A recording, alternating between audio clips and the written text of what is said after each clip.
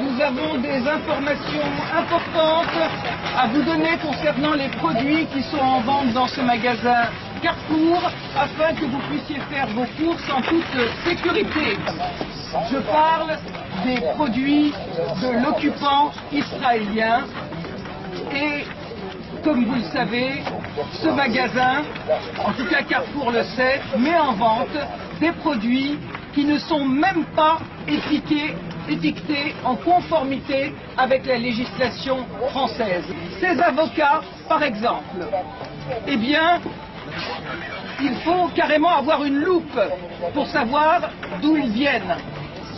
Contrairement aux avocats du Mexique, pour lesquels il est indiqué sur l'ardoise, comme l'exige la loi Origine Mexique, en caractère aussi gros que le prix, eh bien pour ces avocats-là, sur l'ardoise, figurez-vous qu'en face d'Origine, il y a marqué « Voir emballage ».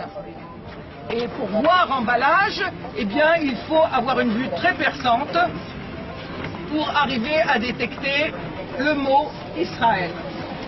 Et si vous regardez ces pomelos, il est écrit « Regardez l'emballage pour voir d'où ils viennent ». Et il faut vraiment, comme l'a dit ma camarade, avoir une loupe pour voir écrit dessus « Israël ». Ce n'est pas écrit sinon.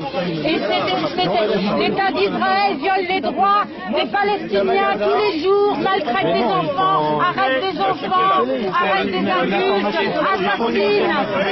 Ils font une information. Les Palestiniens n'ont plus la possibilité de cultiver leurs terres dans la vallée du Jourdain.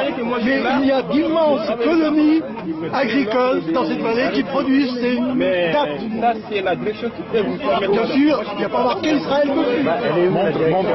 Elle est où la direction?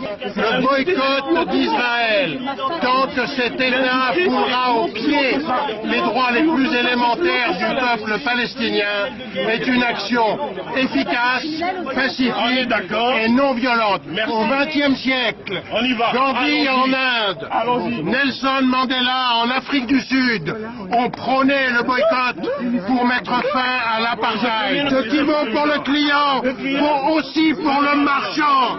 Un commerçant responsable, c'est quelqu'un qui ne vend pas, qui ne propose pas les produits de l'horrible apartheid israélien.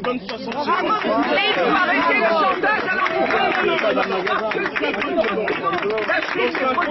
ça n'a rien à voir avec la religion. Même si Israël attaque régulièrement l'esplanade des mosquées et la mosquée El-Aqsa pour faire croire qu'au lieu d'un vol de terre, c'est un conflit religieux. Eh bien, il faut que Valls et le CRIF arrêtent de mentir et de faire croire que tous les juifs sont d'accord avec la politique criminelle israélienne. Ils ne sont pas invités sur les plateaux de télé et en plus, ils sont pourchassés ici en France et en Israël par cette fameuse démocratie qui emprisonne les dissidents, les juifs israéliens qui refusent par exemple, comme cette courageuse Tahir Kamener qui est en ce moment en prison, qui a 19 ans, qui refuse de servir dans l'armée d'occupation. Et aussi, vous avez Ezra Naoui, qui est un Israélien juif qui est en prison à l'heure actuelle en Israël parce qu'il milite dans des associations de défense des droits de l'homme et des droits des Palestiniens comme B'Tselem